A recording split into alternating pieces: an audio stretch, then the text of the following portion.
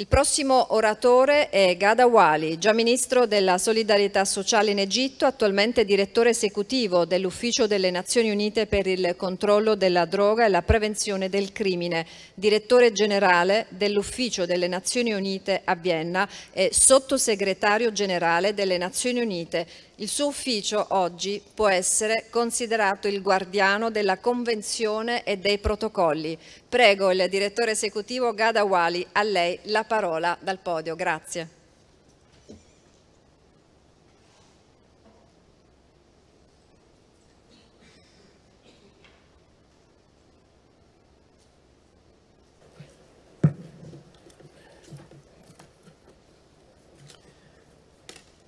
Your Excellency, Mr. Carlo Nordio, Minister of Justice, Your Excellency, Mr. Matteo Piantedosi, Minister of Interior, Undersecretary of Foreign Affairs, Ms. Tripodi, distinguished ministers, excellencies, ladies and gentlemen, buongiorno. It is an honor to be here in Palermo as we mark 20 years since the entry into force of the UN Convention Against Transnational Organized Crime, the Unodc. I would like to express my sincerest gratitude to the government of Italy for bringing us together and for hosting us in this magnificent city of Palermo, and specifically in this very symbolic building. We have heard from Mr. Minister Nordio how here in this radiant capital of Sicily, Giovanni Falcone and Paolo Borsellino lifted the veil of fear and mystery surrounding the mafia and proved that organized crime can be dragged out of the shadows and confronted by law. And here, the world came together to conceive the Palermo Convention and its protocols on human trafficking and migrant smuggling. Today, we are gathering to underline the importance of these international instruments at a time when they are dearly needed. Last week, the Summit for the Sustainable Development Goals adopted an ambitious declaration on the conviction of member states to rescue the SDGs. Among other things, the declaration underlined the centrality of the rule of law and acknowledged the positive role of migrants and the need to protect them. Its message of commitment to humanity, solidarity, and justice must be at the heart of our discussion today. Today, organized criminal groups are feeding on a global deficit in trust and the rule of law, brought about by eroding safety and security, as well as failing solidarity. The false promises of a better life offered by migrant smugglers and human traffickers are finding an eager audience amid vulnerability and desperation. Around the world, more than 100 million people are displaced, 42 million of them children. They are fleeing the flames of war, with the number of conflict-related deaths around the world doubling last year. They are fleeing the sting of hunger, with more than 700 million people worldwide facing chronic hunger in 2022. And they are fleeing the consequences of catastrophes, some resulting from climate change, others from neglect, and others still from simple misfortune. And the world is still reeling from the flooding in Derna and the earthquake in Morocco. Others still are seeking to escape rising poverty and the inequalities that have multiplied in the wake of the COVID-19 pandemic. Yet, global solidarity is lacking.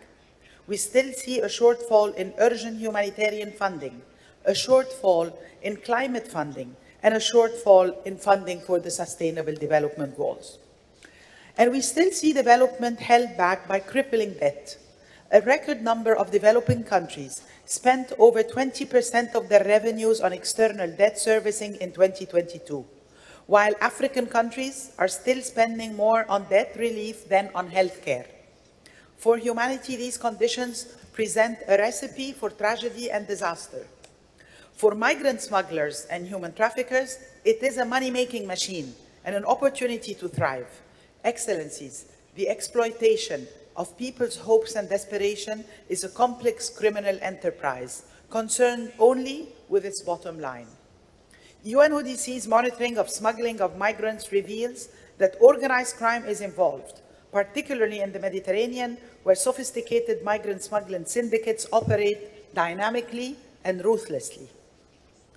A UNODC study in 2020 revealed that migrants often suffer harrowing abuse when they are under the control of smugglers, with the Mediterranean Sea considered to be one of the most dangerous transit points. Smuggled migrants were reported to have experienced torture, beatings, burnings, electric shocks, sexual violence, and even murder. These crimes against migrants often go unpunished, and of course, the journey can be deadly. Estimates by IOM show that more than 2,400 people lost their lives in the Mediterranean Sea in 2022, making it the deadliest year on record since 2017. People on the move are also highly vulnerable to exploitation and trafficking, even as the world's ability to deal with this crime seems to be declining in these times of crisis. UNODC's Global Report on Trafficking in Persons 2022 showed that, for the first time in at least 20 years, the number of trafficking victims detected around the world has declined, while convictions of traffickers had also decreased significantly. The report also found that women and children victims were more likely to suffer violent forms of trafficking. In this mix of vulnerability, fear, limited resources, and strained capacities, criminal networks are the only winners. The Palermo Convention and protocols provide solutions rooted in the values of the United Nations. With strong political will and international cooperation, countries can make greater use of these instruments. Minister Nordio called for this international cooperation, and he detailed it in his speech.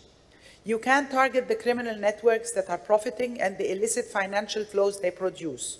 You can ensure that those held accountable are the true culprits and not desperate migrants or victims of trafficking. You can improve cooperation and information sharing across borders to leave no gaps to exploit. And you can protect, preserve, and prioritize the lives and rights of people on the move. Excellencies, as the guardian of the Palermo Convention and protocols, UNODC stands with you against human trafficking and migrant smuggling. We are on the ground developing human rights-based responses across the Middle East and Africa, building maritime operations capacities along the Mediterranean coast, training frontline officers along the Western Balkan route, and much more. We are connecting countries of origin, transit, and destination in their efforts, including through our Star Song project, which has led to 15 trans-regional investigations across the 3 continents. We are also promoting South-South cooperation by helping countries build judicial and law enforcement cooperation and exchange best practices. And we are providing global data and analysis to inform responses, including through our flagship Global Report on Trafficking in Persons and our Migrant Smuggling Observatory, which analyze the characteristics and drivers of smuggling in different regions. We also help countries follow the money with our money laundering programs and tools. UNODC is well positioned to help you respond to the challenges at hand. We count on you to invest attention, resources, and commitment to tackling these crimes. Ladies and gentlemen, the countries of the Mediterranean and of the world at large are in a confrontation with human trafficking and migrant smuggling. But the adversaries are not the people looking for safety and dignity, or the people who have been exploited and driven to desperation. The adversaries are the criminal networks that prey on perpetual crisis and add fuel to the fires. I urge you to target these criminal groups and to address the root causes of violence, poverty, and desperation that they feed upon. Today is an opportunity to fully embrace the Palermo Convention and protocols and to place the focus on combating organized crime while protecting and helping people in need. Let us seize this chance together. Thank you.